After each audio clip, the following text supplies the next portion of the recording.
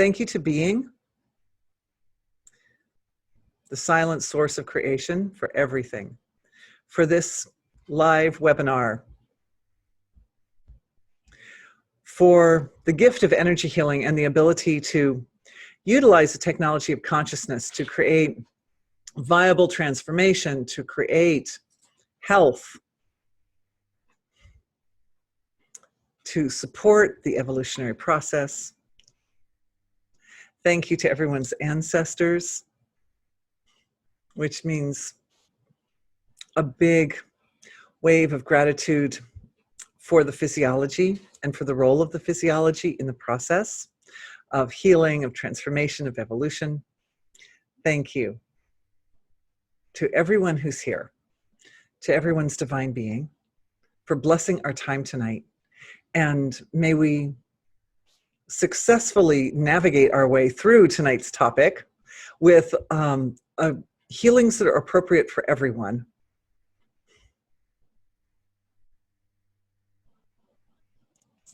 With awakening of new knowledge in the company of so many enlightened souls.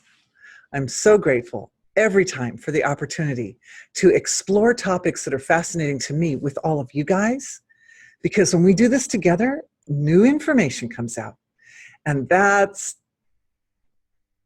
beautiful. It's beautiful. So thank you for being with me. And thank you everyone who came from Canada, from Arizona, around the US.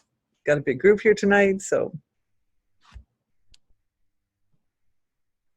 thank you to the eternal tradition of wisdom. All right. So tonight's topic, before we dive into tonight's topic, I'll do a brief recap of what is energy healing, and then we will talk about tonight's topic. And I've decided that I really like the format of the webinars when we start with the healing. So we'll do that too. Anybody who wants to adjust their audio or ask questions can do so in the upper left-hand corner of the screen. There should be some controls to let you do that. All questions will be handled anonymously. Also, what I'd like to do, if I can, is save the questions more toward the end of the webinar, because it's been suggested that sometimes as I'm rolling along, sometimes questions can feel a little bit like breaking the flow. So I will do my best to integrate questions in a way which doesn't break the flow, and probably save them more toward the end. So thank you. But if you have questions, please feel free to pop them up there, and I will take a look at them. Okay. Energy healing is a way of using our consciousness, which everyone has, our attention, which everyone has full access to freely, to affect the foundation of the manifest level of creation. So I came across it originally because there was an intention to create health, which is a manifest aspect of creation. And it was really interesting to discover that by going to the root, to go underneath the manifest level, to the deeper, more abstract level, it's like going to the switchboard of creation. It's possible to make specific adjustments in order to affect changes on the surface. So over the course of time, it became evident that it's necessary to have some good navigational tools, because consciousness is like an ocean, right? So you don't go out on the ocean unless you take your navigational tools along with you. So using those, I have like 4 basic ways that I tend to divide up the ocean of consciousness. One is from the range of dense material down to very abstract and subtle. And I probably lean on that one the most, because that's the first one that I was blessed to have that come into my life. And then there's a range of complementary pairs of opposites. There's a range from very, very small to very, very large. And in our universe, that can go all the way from like smaller than the smallest to larger than the largest. So that's like a whole range. And all of these ranges have this potential to have infinity at their ends, right? And then there's this other range, which is from like just the deepest sleep of non-awareness to absolutely full beaming, complete fullness of awareness. So 4. All right. So that's energy. That's the recap. So what we're doing is we're using, depending on the needs of any given moment or any given concern, whatever we're attending to, whatever needs to be changed, we might pick up and navigate across one of those different axes, because the seed of the imbalance almost always sits at a place which is out of awareness originally. Because if you knew where the seed of a problem was, you would have fixed it already, right? We all would have, right? So the trick is, how do we get into the core of the imbalance and attend to that? So there are lots of different tools and lots of wonderful ways to do that. And these sessions are designed to provide you with those tools. We do this navigation together. We move through all these different spaces together, and we utilize the various means of, we could say, angles of approach in the field of consciousness, using consciousness alone. And the result is blessing. Blessings for the physiology, blessings for life, for everything. So anyway, that's the recap. And the topic, you should know, everybody, that when I do write-ups for the webinars, we try to get those up on the website several weeks ahead so that you guys know what's coming. And so much evolves in my work in like 2 weeks or 3 weeks or a month. It's amazing. So often what happens by the time the webinar rolls around is that I've got a topic that seemed like it would be a good point of launching point for exploration like a month ago. So anyway, my joy is to bring you all the latest and greatest, all the most relevant information that I have right now, and that we can integrate it through this particular topic. And this topic is about redefining oneself, redefinition of self, basically. Let's see if I have, I don't think, yeah, I wasn't provided with the actual title, but it's basically, the topic was self-definition. Now, of course, we can only do what we know ourselves able to do. Because if you know you're this big, you can reach something on the shelf up there. Oh, thank you. Thank you. Self-discovery for self-healing. Beautiful.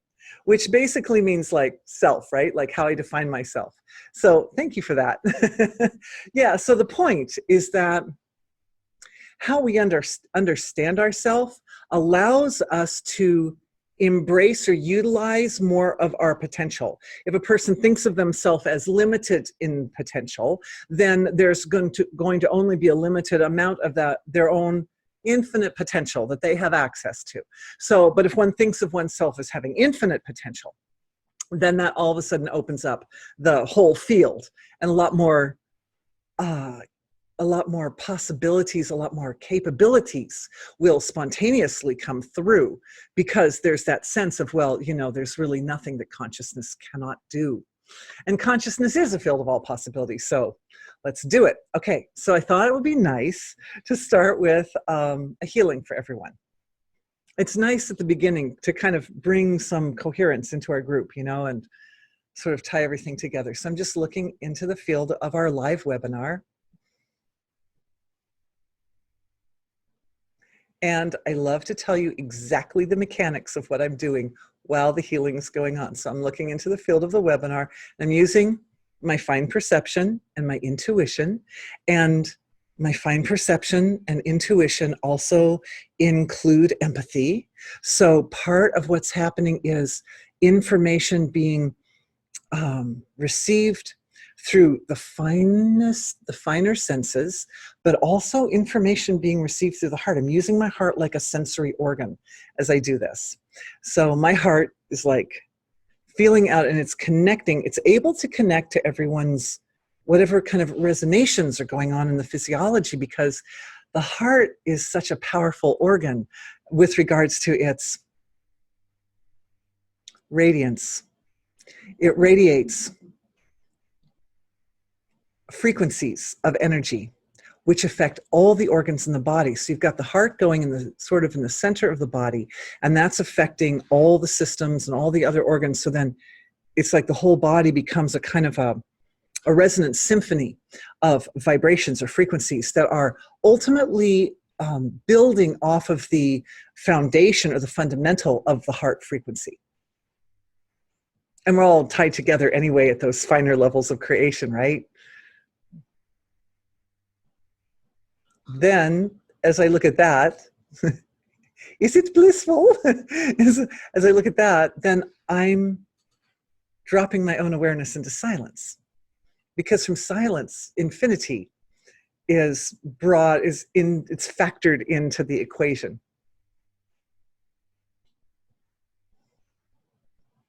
And from that, it becomes very easy to feel what we're all feeling together, and how our collective, like a symphony, right? So each person like a symphony, and then all of us as a group like a symphony, how that then creates a coherent wholeness which fits into the web of life, which is also its own, it's got its own sort of resonant center and symphonic element to it. So I'm just looking at our immediate position in the context of the wholeness of creation right now. The center sun, right, is like that center portion, like our hearts are for us. The center sun is that portion for like the whole manifest universe.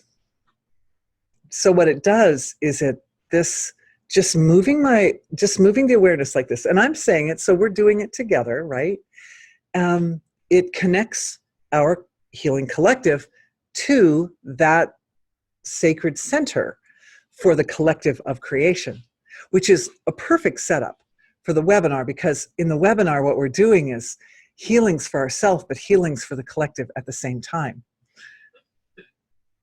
And this time it's like a very big level, and it's so beautiful, so beautiful. So each one of us has our own, and this is so much in the theme of today's webinar too. I love it. I love this when the healings and everything just fit together synchronously. The individual is constrained through the analysis. We're constrained by the analysis through the nervous system. This is how we analyze life experience, is through our nervous systems, right? So the nervous system, because it's designed to analyze in a sequential manner reality, the first sense of self is based on this understanding of self sequentially. Well, first I was little, then I got bigger, then I went through puberty. Oh no, then I, it's different. Then I got bigger, and then it was not so bad, and then and so forth and so on. Then I got gray hairs. Anyway, so this kind of understanding, this is who I am, this is what I am, right? Oh, and then I became a mother, or then I became a business person or whatever. So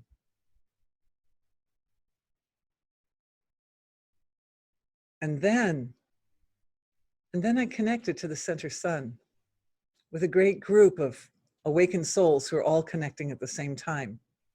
And then realizing that there's also this deeply cosmic level of self. There's a part of each one of us which always knows what's happening at every point in the universe. It knows what's happening with all the planets, and it knows what's happening with all the stars, and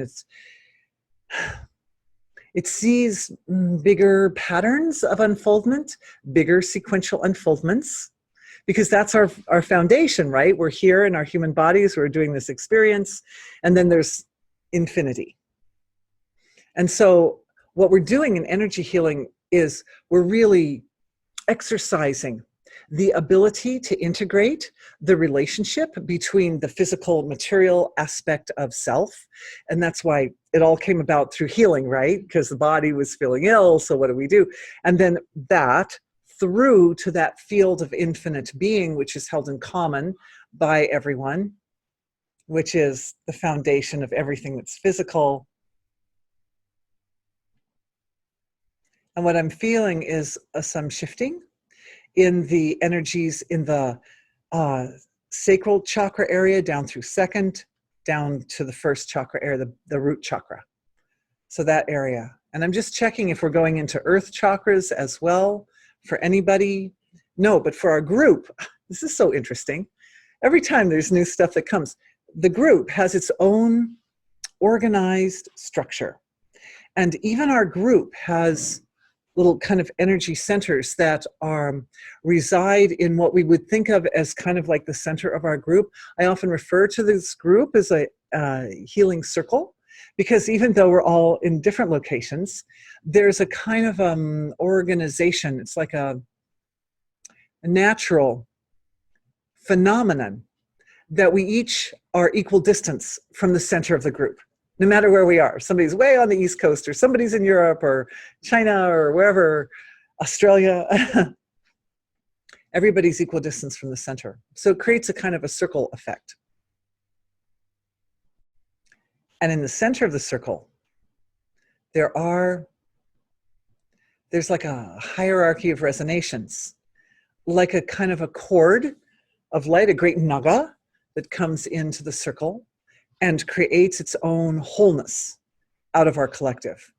And it has the points of contact running down the center. Now, what's really interesting about this is that because each one of us has tremendous resource of consciousness to contribute to this healing process, we each are able to contribute the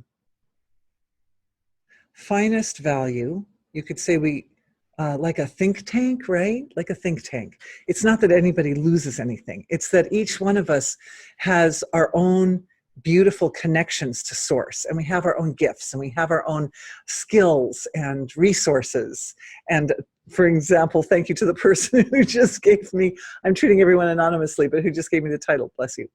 So everybody has, different levels of resource. And so what happens is the values that are closest to divine expression, that means the best aligned with Dharma and the best aligned with the intention of cosmic evolution, that those help to define those center energy points in the center of our group. And then what that does is it creates a kind of template or blueprint that can reflect back to each person's physiology. And if there's a spot, if there's a chakra that's a little bit out of balance or something, then that area can stand in relationship to the balance that's in the center of the group. And of course, that cord that runs through the center of our group connects to infinity. It connects to the source of creation. It is an expression of the source of creation. So nothing is lost. Everything is gained.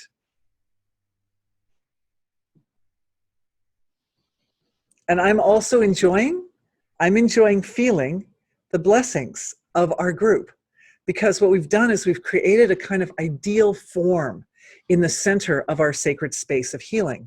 And that ideal form is something that we can all look at. And this is like the beginning of this healing, right? Which tells me we're probably coming to the end of the healing now, because it's coming around in a full circle. But the beginning of this healing, I was looking out into the group, remember? And I was describing like exactly how I'm using my physiology to see our collective. And I'm using the word see kind of loosely there, right? Because it's more like know.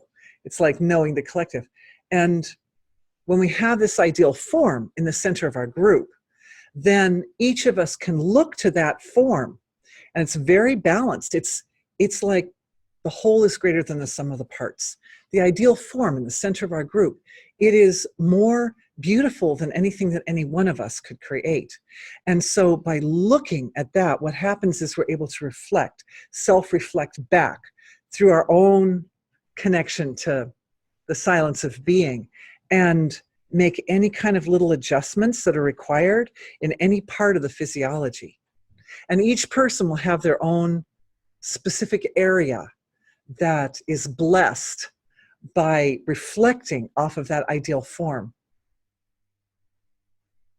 It's like think of it like a sacred garden of the heart, right? Like a sacred space. And it's like a temple to the mother of creation or something that's established. The beauty of it is it's not just pure silence folded on itself. It is silence expressed. It is divinity expressed. So when we have something expressed, then we have a form which is accessible through the fine senses, through the heart, through the gut, the big energy centers, right? Beautiful. Thank you, everyone. So that's establishing a kind of coherent space for us to do today's session, to unfold. All right, so the reason I was thinking, as I mentioned before, about self-definition is just because there's so much potential in understanding oneself in terms of cosmic reality.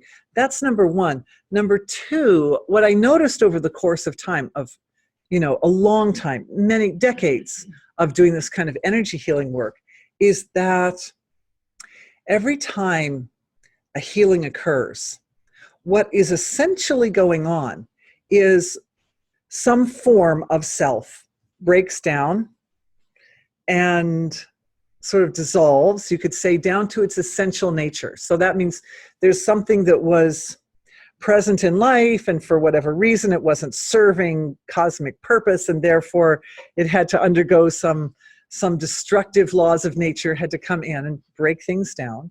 And then destructive laws of nature can only break things down to a certain point, because whatever is real and true, whatever is really the purest possible expression of divine being, that won't get destroyed in the process. So one is always left with some little nugget, right? And the nugget is often very delicate or tender. It can be sometimes so abstract that it's a little difficult to identify at first, especially if one has just gone through, oh yeah, thank you. And my dear friend in Utah is adding in the third law of thermodynamics sets in, right? And so entropy sets in, it breaks it down, but whatever is the essential nature, that is maintained. And as I said, it can almost be as if, depending on the extent of the transformation, it can be almost like everything is just turned to dust. But even the dust is something. And somewhere in that dust, there is that, yes, question? No? Okay. Anyway, the dust is, there's some essential element of self there. And it's from that dust that the next level of manifestation emerges. So this process that goes over and over, I've talked about it endlessly. For those of you who've been with me, the divine dialogue, where there's the breaking down part and then there's the building up part. And you can go on my website and read about the divine dialogue on the knowledge base. But the point is that that process is fundamental to the healing process. And the essence of what seems to happen when this divine dialogue, divinity self-speaking, right? Divinity interacting with itself through the relative, through us, is that we come to know ourselves in a new way. We come to understand ourselves more deeply, more completely, more truthfully. So that's a cycle, and that was sort of the intention for today's session. However, and it's a big however, that, oh, you can come in, it's okay. Late arrivals, you just sneak right in. However, the big however is that since I put up this title for today's session, So much amazing information has come out about the really important part of the divine. I personally feel the most important part of the divine dialogue is that deep part. You know, we all know what it's like for everything to fall apart, for chaos to ensue, you know, and we all know how lovely it is when we've been through a difficult situation and everything rebuilds nicely and it's like, oh, fresh and new, and it's like honeymoon time again, you know. It's like you go through a honeymoon and then it's no honeymoon, then honeymoon, and so we all, you know, so the parts that are near the surface, we've been looking at those for a long time. We've all been looking at them. That's the part that's easy to grasp with the grosser senses, with the denser perception. Those are the parts that are easy to analyze and make some sense out of. It's when chaos gets really intense. That's the area where conflict and confusion comes in, but that's also one of the most like really interesting parts of the process, because that's deep down, like at the gate of infinity, at the gate of silence of being, at the gate of the source of creation. That's where things get really interesting. And that's also where the greatest amount of, where consciousness is the most orderly, it's the most powerful, it's the most profound, it's the most abstract. I mean, that's like the fun part. So, so in the previous webinars, I've spent a lot of time kind of analyzing that, what area that I consider to be closest to the absolute, and I use the word causal body to describe that, but it means the finest level of feeling in this great big beautiful ocean of consciousness that sits just like one layer above unmanifest being, just the out of the gate of unmanifest being. And we've looked at and analyzed the causal body for the newcomers. Quick recap of the causal body. And this, just to put everything in perspective, is on the axis of more dense, more concrete, down to more abstract, down to non-material, right? So that's that axis we're looking at. And then we're looking at this one layer, like just one step up from the absolute, okay, from absolute being. One layer out of the warmed up part of absolute being. Causal body. So quick recap for everyone. We have three basic ways of looking at the causal field, causal realm. It's a great big ocean. It's big and old as the whole universe, and it's a part of ourselves that we hold in common with everyone. It is a collective level of self. And that's why when somebody feels something, you can like tell what they're feeling. If somebody's sad, they often don't have to say a word. They just come in and it's like, is everything okay? So we can look at it as spaces. But as an old-time music teacher, I can tell you that instruments resonate based on the shape of the instrument. So a big kettle drum makes a big tong, tong, tong sound, and a clarinet or a small flute or something makes a very high sound. And so, and the shape and the material out of which the instrument, if it's a wooden instrument, it makes a different sound from a metal instrument, right? Different sound from something with a skin head on it, right? So we can look at the causal field as realms or spaces. This is very important to bring us into the new information of today. The spaces, we can also look at them as just resonations. We can just look at the resonation that comes from the spaces. The spaces are humming. So we can say, you know, this area of the causal field is humming in this way, and this area of the causal field is humming in this way, and this hum mixes together with this hum, and you get a kind of an interaction of frequencies, and these interactions of frequencies create the scaffolding, which is what I want to talk about today, the scaffolding which supports the whole manifestation process. So the other way, of course, we can look at the causal realm is if we look at the causal realm as humming spaces, then what we're really looking at are segments of being. We're looking at beings. We're looking at beings without physical form because we're just looking at the causal level. And all the ancient traditions of mankind have names. angels, saints, bodhisattvas, ascended masters. We have names for beings that are made of light or frequency, beings that are made of sound. Sometimes it's really useful to deal with the causal field from an angle of I'm dealing with being, I'm dealing with a friend. I'm making friends with pure truth. I'm making friends with gratitude. I'm making friends with the bull of Dharma, you know, different forms. Or we can, sometimes it's more useful to look at structures in the causal field in terms of just shapes or just vibrations, particularly when we want to affect a transformation. Because if we look at the causal field as spaces like rooms in a house, you know, some of the walls are sustaining walls and some of them can be moved. And if you want a more open floor plan, then you have to know which rooms, which walls can be moved and which ones you better not mess with or the whole house will fall down. So, right, it's important.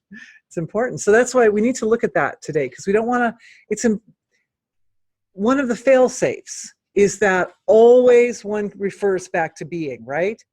If we're looking at the floor plan and thinking, you know, something's not right, maybe my immune system or some part of the body doesn't feel well, I need to make some changes, there's some wall, when the walls are responsible for spaces that make us sick, those walls are made of karma. But in the last couple of weeks, I realized that the antidote for karma is dharma. And so if we have walls of karma sitting in the causal level of the field of self, then reestablishing dharma, which in its basic form is fairly simple. Dharma is comprised of truth, austerity, cleanliness, and compassion, approximately. Some systems give them other names, but these four. So anytime there's a structure which is creating a resonation which we would say is dissonant to the symphony of the scaffolding of the self, then we look to see, okay, so there's some karma there. And awareness needs to go deep, it needs to go direct to that area. So one of the big areas of healing that I've been working on this last couple of weeks, you guys can thank certain family members of mine for this, is how do we use energy healing to promote refined perception? Because if we all had like completely 100% pure refined perception, then we can all just go in and do this work ourselves. And isn't that what this is all about? Yes, the answer is yes, that's what this is all about. So I feel a healing coming on. So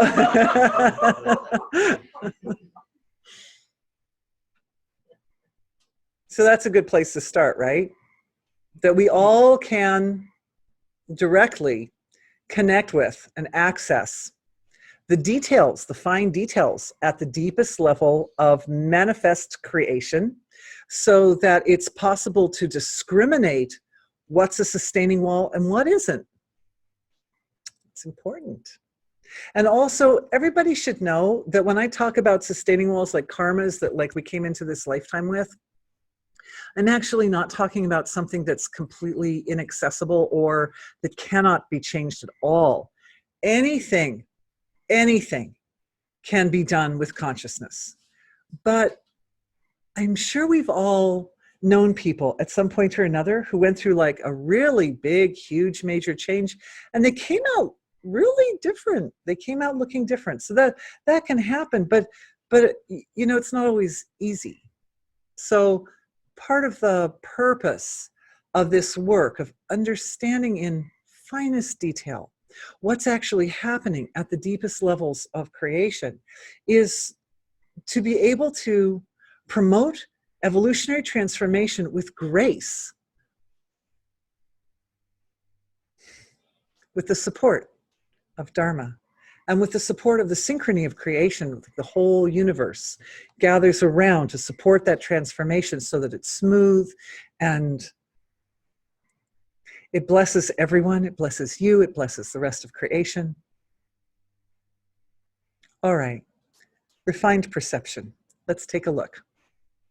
So it's beautiful that we have this great stable structure in the center of our group. So I'm just starting with that because that's a foundation that was laid by our collective for the sake of our collective. So we can use that as an anchor. And I'm just looking at it. And I'm seeing that each layer of frequency, they kind of remind me of chakras, sort of. It's like chakras in a great big collective body, so to say. Each one has its own angle of perception on reality. So what that's telling me getting new information here and sharing it directly with you, is that even though we have senses of perception in our heads, and what we think of as refined perception originates from these senses of perception in the head being able to receive information which is finer than the gross information that we're used to receiving. That all the parts of the being are capable of receiving and processing information. So all the way through the whole physiology. So one of the keys to refined perception is breaking open a little bit our definition of what perception is and realizing that the senses of perception are not our only tools for perceiving. And I mentioned before about the heart, but getting some nice reads on the way the whole collective level of the physiology, I think of the belly or the gut area is the collective level of the physiology, because, well, that's where our microbiome is, for one thing. That's also, for another thing, where we break food down to the point that it integrates with the body. So that's that point where we interface with the environment in such an intimate way that we don't really see ourselves as separate from the environment. By the time the apple gets to the gut, man, that's just part of me. You know,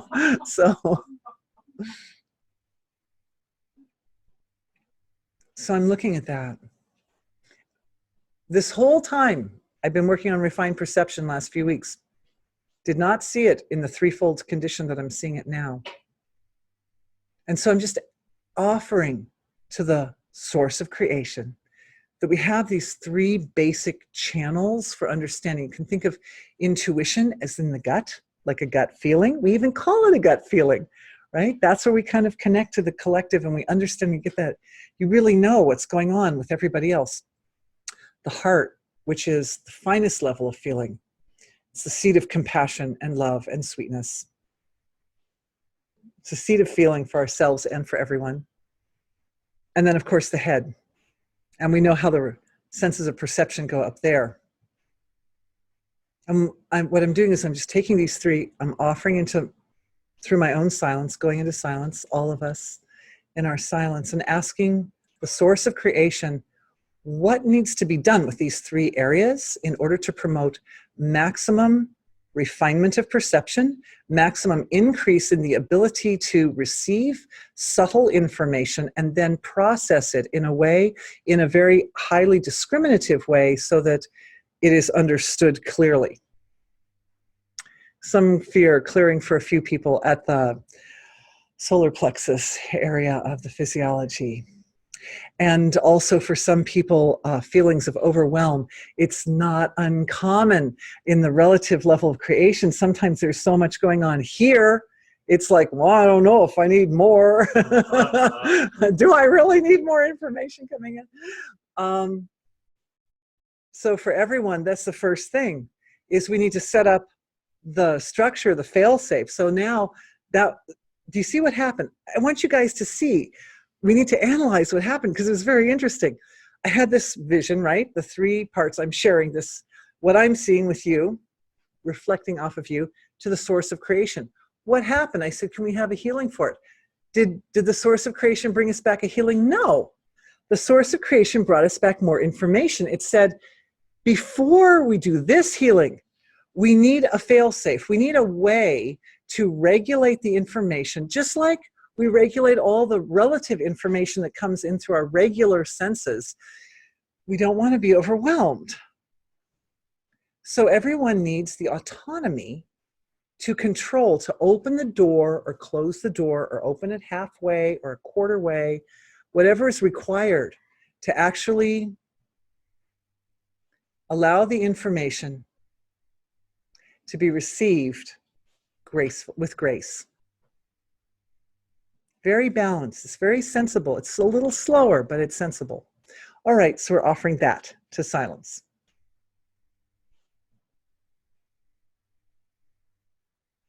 I'm seeing it. Oh, so beautiful. Oh, so beautiful. Oh, so beautiful. Oh my God. Okay. So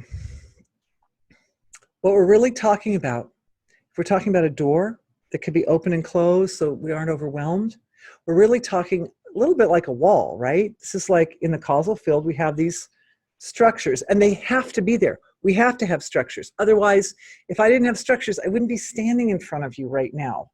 It's because I'm this big that I can stand here and be this big.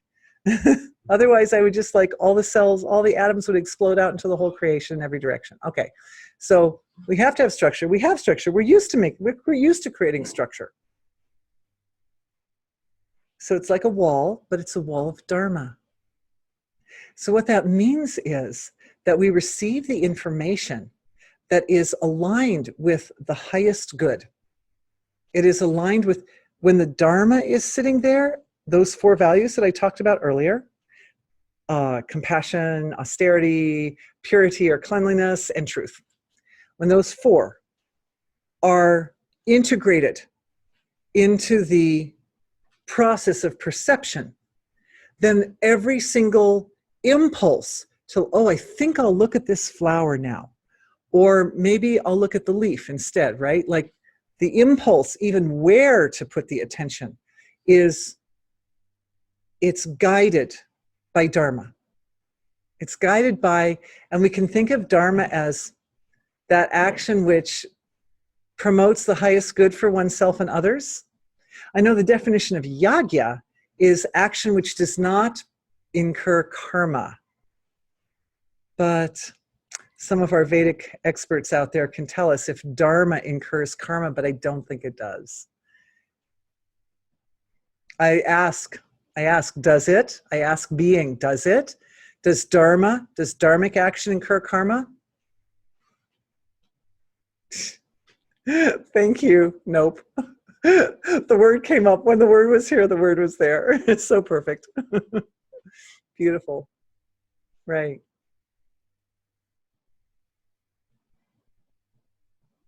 So Dharma has a name, right? Dharma is the name, but when I say Dharma has a name, I mean Dharma also has a reality at the finest level of feeling, at the causal level of being. The Vedas refer to it as the bull of Dharma with its 4 legs, right? I'm making friends with the bull of Dharma. And that as a complete, like visceral whole body experience, because these centers of perception, Nadi. Oh, is Nadi the bull of Dharma? Is that its name? Oh, thank you. All right. You guys are great. I thought Nandi was like the bull that, or was the cow that gave, right? It was the cow that belonged to one of the great sages. Yeah, was it Vyasa or so? Anyway, Shiva rides on Nandi. Oh, okay. Shiva rides on Nandi. Oh, so interesting. So Shiva, okay, Shiva is the energy. If we're talking divine dialogue, this is good. Hence Dharma. Beautiful, beautiful, beautiful, beautiful. Thank you. Thank you, my dears. I couldn't do this without you. I love you so much. So Shiva represents the part of the process where the relative, which has fallen out of Dharma, dissolves into chaos. and finds its way back to the finest level of creation. And from there, because Shiva's riding on that bull of Dharma, that makes so much sense. That is what's stable. That is still stable when all else is lost. And then one comes right back out with that level, that value. When you think of a bull, like that incredible strength and power and just like fierce nature of it's like a bull is like the embodiment of pure power or something. It's so beautiful. So now these three centers, now the three centers are offered back with Dharma established, So what that means is for anybody in the group who maybe their centers of perception weren't fully established with this value of Dharma, now by offering it back to being, and when I say offering, I mean awareness goes to the source of creation. Instantly. Instantly while the mouth is still moving. And from there, it stabilizes. So this is Dharma stabilizing in the three centers, the 3 points of perception in the physiology: head, heart, and gut area. Intuition established in Dharma. Finest feeling established in Dharma. And finest perception established in Dharma. But we need to get more to finest. I would like to see, I want to just check, because I'm checking through the group, doing a little tour around the group to make sure that everyone's perception, clearing fatigue out of the system. There can be layers of fatigue, sleep, and dream deprivation. It can happen. And so this washes, and this is a technology you can use, is that through the naga that comes into the body, a wave of refreshment can come through the physiology, and it literally washes out the fatigue in the system.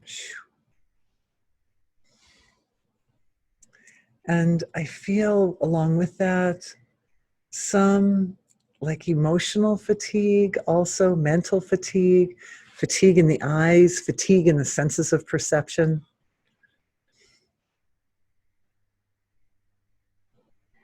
So sweet. And as that wave of freshness, it comes in through the crown of the head, as it washes through the body. This is where we get to this interesting bit that I was just looking at the last couple of weeks. But as it does that, it seems to come through with these very specific structures, very specified. So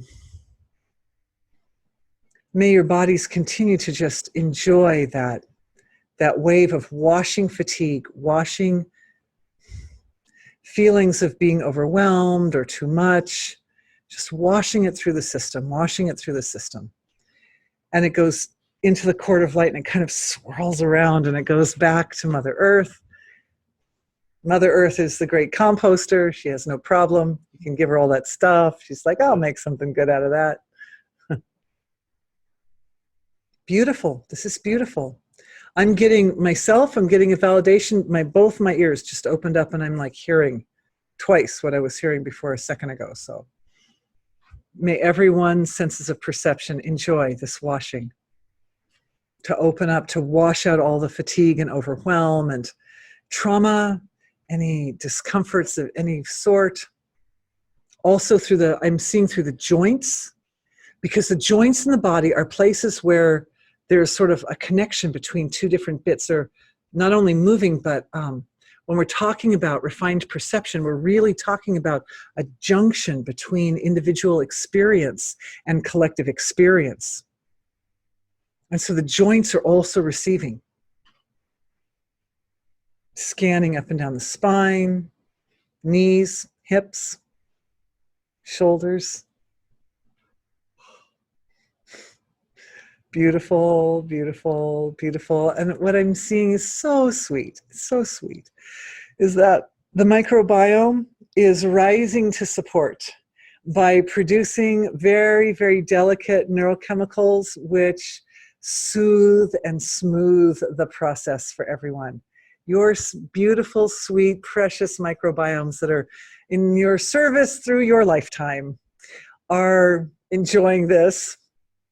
So just sending some waves of love and gratitude to the microbiome, and then back to silence again. The whole thing back to silence. Beautiful. Okay.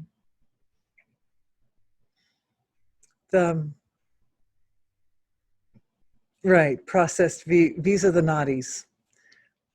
So yes, because the nadis are those channels through which all that washing energy flows. Thank you for pointing that out. I really appreciate it. It's a really important point that's being brought up here from Ogden in my attempts to maintain people's anonymity, which is difficult for me because I love you so much. I want to like celebrate you. But anyway, my brilliant friend. Anyway, but the point is that when we do healings like this, where light medicines, this would be a light frequency, right? A light medicine or frequency that washes fatigue out of the body. So it's something that originates at the causal level of creation. When it does that, it is carried through the nadis. It's carried, and it actually heals all those forms of creation which are shaped like that.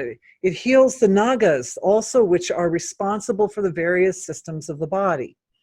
So the naga responsible for the digestive system, it got an upgrade. So what happened? It replied back by supporting, like by giving its 2 cents into the healing process. And then all of a sudden the digestive system is geared up and is acting on everyone's behalf, for example. Beautiful. All right. I'm checking my time. Oh, wow. God.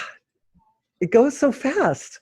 Okay, so we still have about 20 minutes or so, a little bit more than 20 minutes. So I think I'd like to take a couple questions because we do have some questions up here, and they're great questions this time. Okay,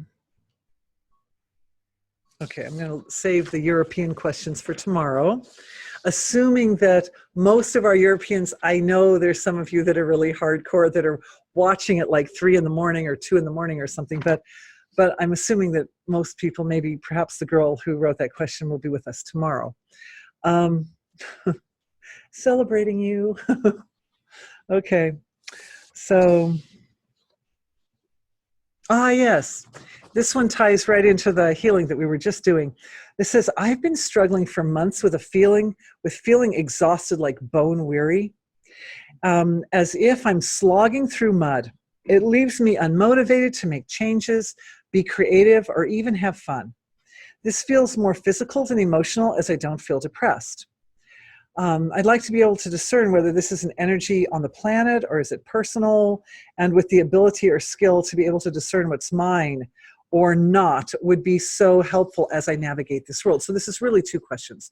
The first question is, what can we do to get rid of that deep fatigue?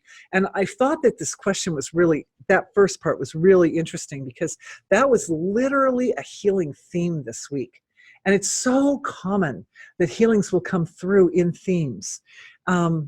So this energy medicine that can wash through the body and can wash out fatigue is part of the means of approaching this particular problem. But there's, I think, another even deeper, more fundamental point that we need to touch on. So let's do that. Then I'll go to the second part of the question.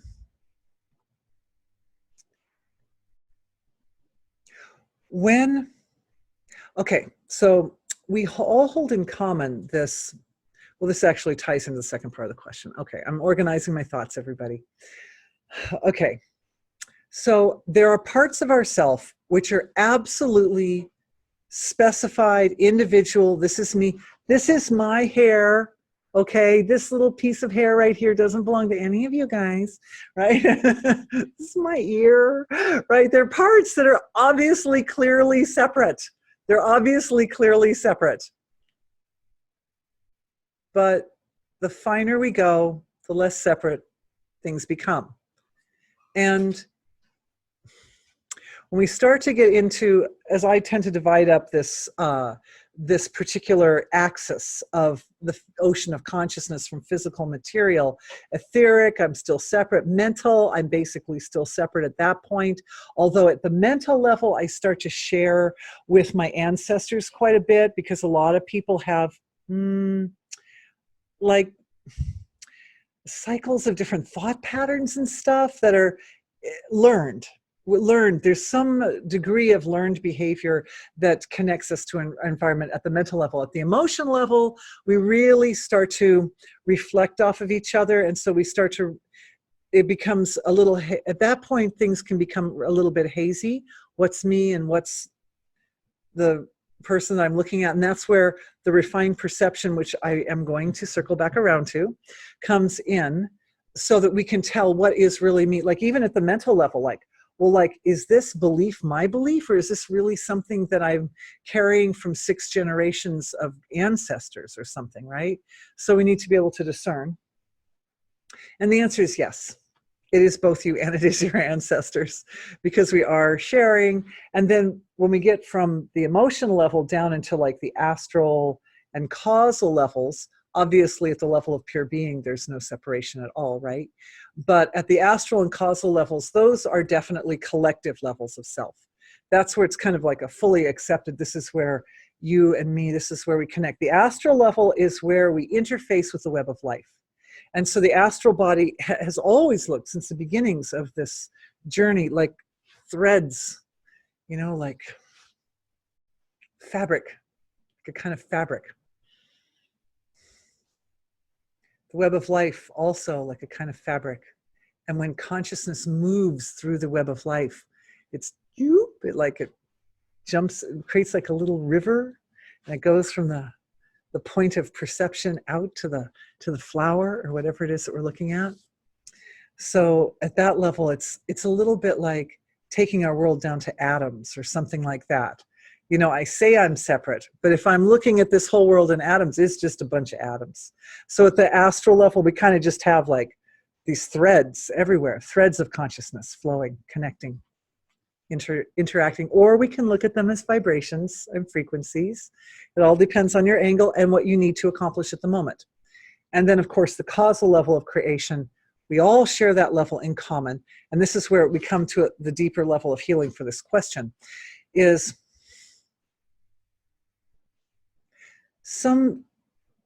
we all share the causal level of creation in common, but we all divide the causal level of creation up slightly differently. It's like Minecraft, if anybody's familiar with the game. It's like you've got everybody's got the same basic building blocks, but then everybody builds their little area slightly differently. It's like that. And so, like a sandbox game. And so that's why they're so popular. That's why, I mean, the world of Minecraft is like as big as our solar system now or something, if it's measured in meters, something like that. It's like a huge thing.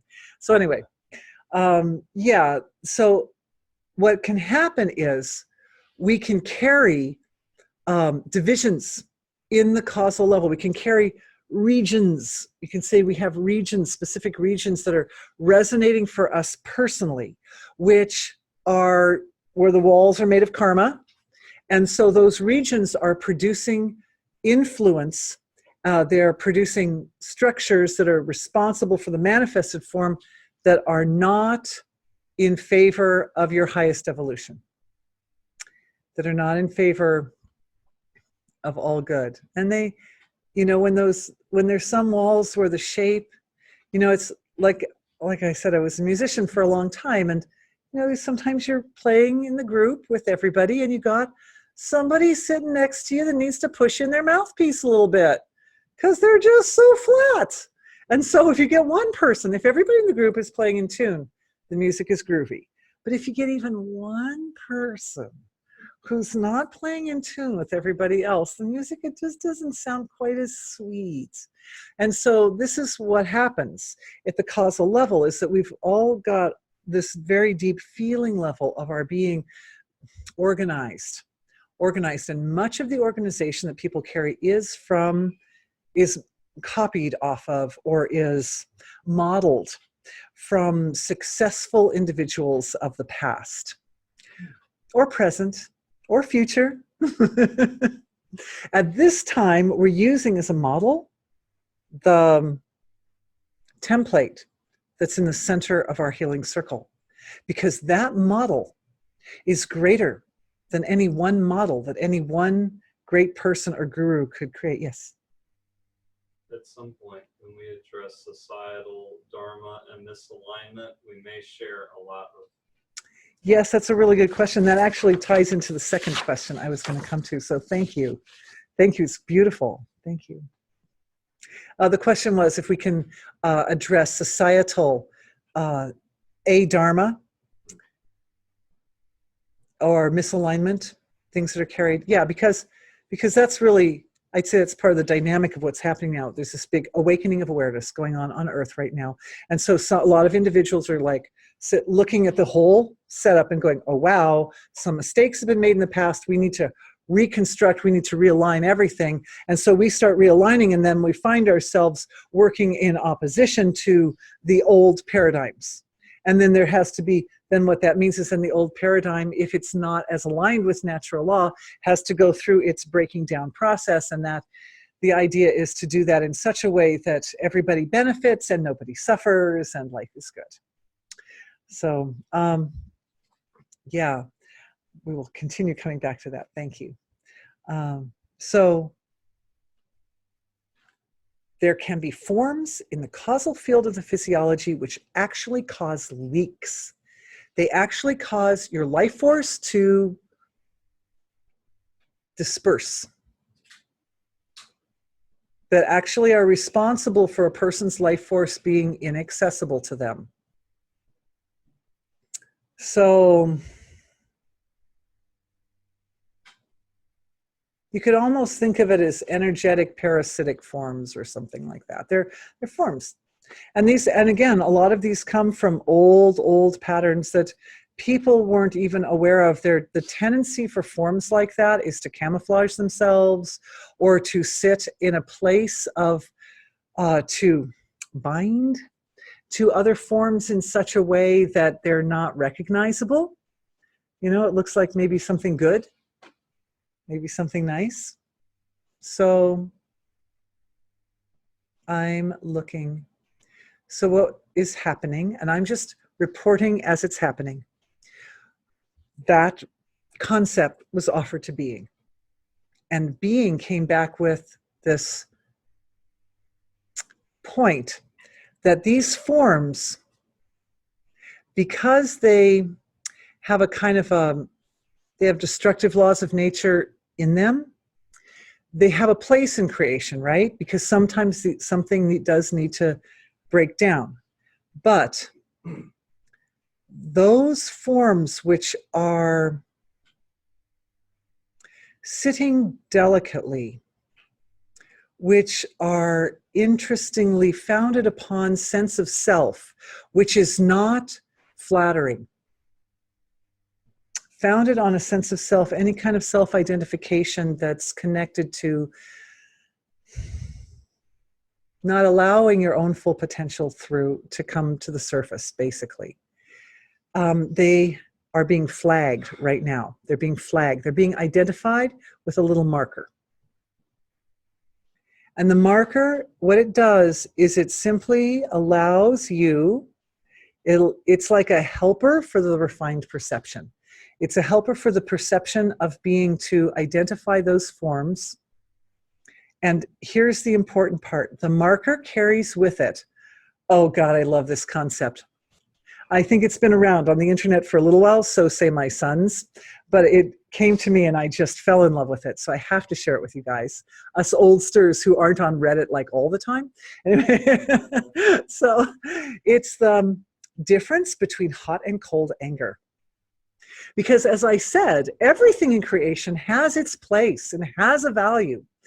But hot anger comes in like a terrorist's suicide bomber, right? And it just goes in and it blows everything out of the waters, and it takes out everything in one shot.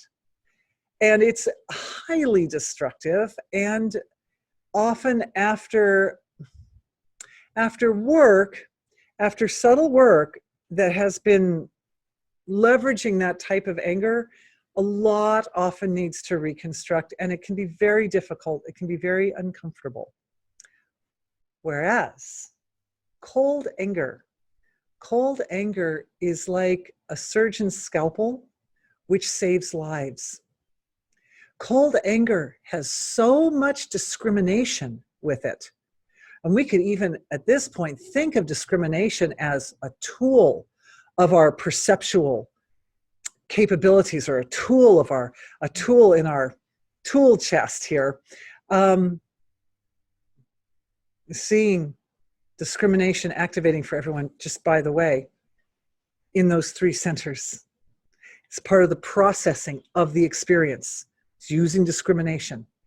And that ties into this lady's question, like, how can she tell the difference between something that's her and something that's of an ancestor? But what I learned in the last couple of weeks is, even if we're doing some kind of healing for the ancestor, and even if it's something that that ancestor needs, it could be difficult for them. And if the healing isn't handled with utmost delicacy, then the result could be too much transformation comes to the surface too quickly. So what we're doing is evolving the surgeon's scalpel. And what that means is silence of being in the areas of the brain, which are, and the other three areas, all three of these areas, in the junction between where we respond in a fight or flight way, or where we respond with right reason and logic, analysis, synthesis, like that. And it only takes the tiniest fraction of silence to make, for a fraction of a second of silence, to make the difference of processing the information in fight or flight mode, which results in hot anger, or in deepest understanding, deepest, broadest comprehension, most balanced analysis of the coexisting pairs of opposites. So what that is divinity sliding in. Being is sliding in. It's not just sliding into this place between the limbic system and the whole prefrontal cortex area, which are, by the way, those are the parts of the brain associated. The limbic system associates with the fight or flight response, and the prefrontal cortex associates with the logic and reason and thinking things through and moral codes and that whole thing. But the heart also does, and the gut also does. The thing is, silence of being moves at infinite speed. So when it's present in that gap, you don't lose the time that you need. If the need is for fight or flight, you don't lose it. It allows for the maintenance of that part of the system as needed. But it also gives the added advantage of allowing one's anger to move into a situation which requires transformation with measured regularity. It is so powerful. It is so powerful.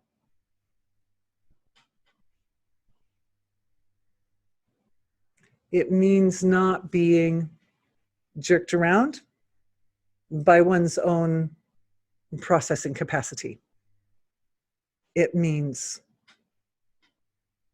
balancing the response in such a way that even in the worst of situations, the individual response does not self-damage. The individual response supports Evolutionary transformation through Dharma.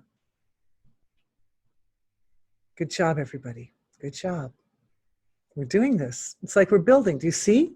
We're building structures at the causal level of our physiologies as a collective that are more sophisticated than anything that any one of us could have created on our own. And even though I said I was working with this over the last week or so, like my son brought me this, the guy who always brings me this stuff, what am I going to do when he leaves? I don't know. He's leaving, hopefully. God willing, he's leaving. Anyway.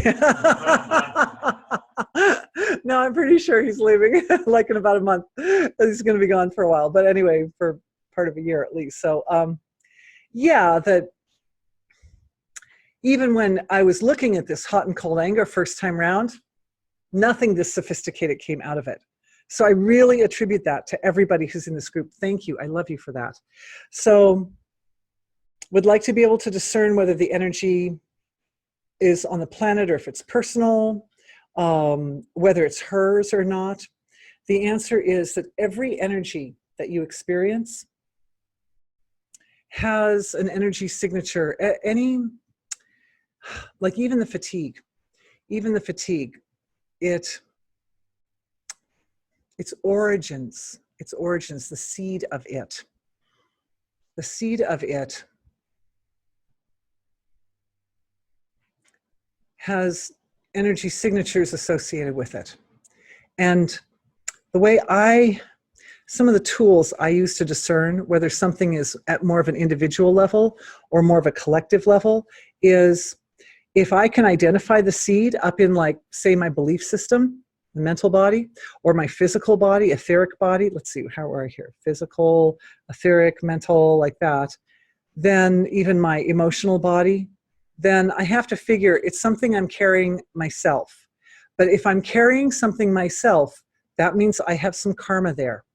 And the karma is almost always ties into some level of the collective because karma tends to sit at the causal level of the physiology. So inevitably, there are collective implications behind everything. And it makes sense because if any one of us changes any one thing, if I had put fingernail polish on my fingernails today, this would have done something that literally would have affected everyone. Because, I mean, first it would affect the people in the room, right? Because that stuff is like really stinky. I mean, no offense, if you like your fingernail polish, go for it. But the point being that every little thing that we do does affect the collective, actually. So any kind of area where something's not working is going to have some kind of collective element to it. And as you heal that, that will also have a blessing for the collective. I hope that answered the question. It was such a great question. So if it didn't, you can email me the question again and I'll take another stab at it tomorrow. I'm looking at our clock. We still have a couple minutes and it looks like a third question came up here too. Let's see. Okay, so it's interesting. The person who asked the next question that I was going to ask also asked the question in the question box. So to address all of these at once, thank you so much for being with me tonight, for us to be together. I love it. So she's saying, is there an affirmation, an affirming thought to continue the running of these healing energies after class and beyond? Or is it best to be open to the gift and just receive what we need? So I love this question. And my answer is that being is doing everything. Your divine being is doing everything. Even the reflection on your computer screen, which is Dorothy, is really a reflection of your being. Like, it's my privilege to be that voice for you at this time. And the fact that you're in my world is a reflection of being for me. So all of us will run this again in sleep and dream state. You've heard me talk about this before, right? That we look at everything in waking state and then we come back at it from the angle of dream nervous system functioning and sleep nervous system functioning. And when we do that, the result is that the experience is integrated in a more complete manner. It also broadens comprehension. It's interesting. It's just occurring to me that we do this from these three angles, and that we also have these kind of like three major angles of perception. That's interesting to me. I need to look at that in dream state. I'll come back with some more on that tomorrow. But before our time runs out, let's see if we can get to the heart of this lady's question as well. Thank you for that. So I better just say one more thing about it. Yeah, I am actually just about at the point where I can start doing more expansion with my business, and my intention is to provide MP3 recordings for like every single point on my knowledge base, for example. And, you know, all kinds of affirmations and different, like for every healing like this, there can be like a little prayer or something like that, right? That because everybody responds differently to different things. So I know that it's a useful tool. So thank you for validating that for me. I appreciate it. Okay, just me and my husband running this business. So, you know, we do a lot. Actually, we have another friend who's helping us a little too. So 3 of us. Okay. Would it be possible to send some of our collective healing to the whole world, but especially those most lost, who out of survival and abandonment closed down? Closed down. There's some walls right there, right? They need help grounding, feeling safe, and being home. Joining all of the ancient ancestors from all the lands to heal and teach the lessons. Thank you. So, yeah, this question is really about the effects of certain types of trauma, such as abandonment, on the causal level of the self. And we kind of access that causal field through the heart area. So the question is, what happens to the heart when a person undergoes a terrible trauma or a terrible loss or terrible grief? And people hold grief on their chests, right? And then they always get a chest cold after someone they love dies and stuff. It's just predictable.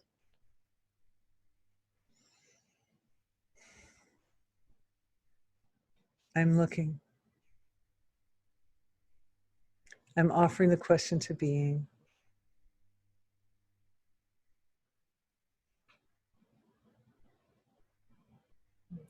And what I see happening is the work that we did today, where we looked in a lot of detail at how we move the walls around in the causal level of being in order to create a floor plan which is more perfectly, you could say, aesthetically aligned with divinity. That is being packaged up. And we went through a lot, right? We did healings with it. We looked at it from different angles. We have all the background, fundamental understanding behind it, like it's a big package. But that package is being created energetically, and through our group is being offered particularly to those individuals in the collective on our earth who are suffering. I feel, as I'm offering the whole concept of it to being, right? To the being, our being, the being, that it wants to go to individuals who suffered terrible trauma, and the trauma has caused blockages in the way the heart area, energy of the heart, not necessarily the physical material heart. Because often if it's children, the physical heart will go on ticking for a long time before anything shows up as an anomaly in that area, but the whole heart mahamarma area of the body, that's the area where the healing is taking place. And it's being offered as a download to all individuals who have undergone some kind of really incredible trauma, and that's caused them to shut down in the chest area.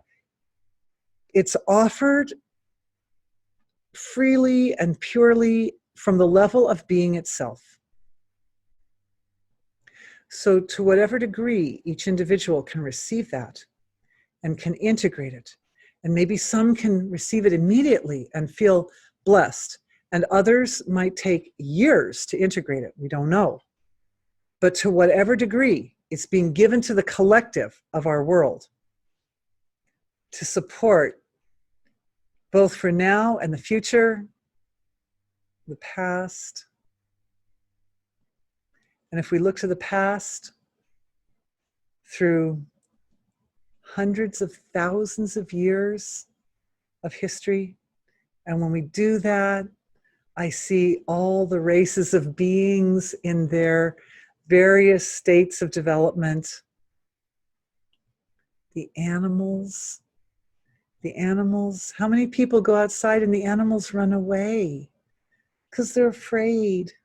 The bunnies and the squirrels and the chipmunks and the birds.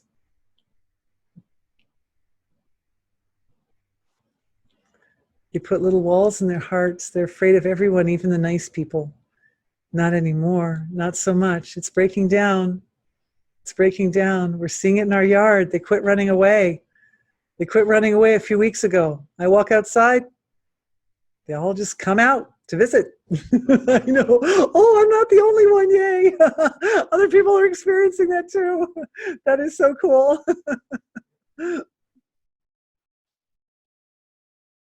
So breaking down those walls. Oh, another one, beautiful, beautiful. I love you. More raised hands. People can raise their hands over here. Anyway, I see we've come to our time. So I'd like to thank everybody so much for being here tonight, all of us together. And a big thank you to Being, the source of creation, for opening everything up and allowing this flow of information and the healings that we had tonight. May blessings come to absolutely all of you, and may you experience better health as a result of today's webinar, better health, more refined perception, greater fullness. Oh my God, look at this. So many people raise their hands about the little animals. I'm mind blown. Mind blow. Okay, beautiful. So beautiful. All right. Thank you, everyone, so much. It's been really great to be with you. I love this. Let's do it again. We'll do it again tomorrow morning. And I'm looking forward to it. And we will address the questions from Europe. We will go a little more. I still didn't go quite as much tonight into the area between the causal and astral bodies. Right there, that area. That's where a lot of really new and interesting information is coming up from me. So I'd like to explore it with you tomorrow, because I know when we're together exploring, we see more than we see on our own. So we shall do it. Thank you, everyone, for being with me here tonight. I love you all dearly.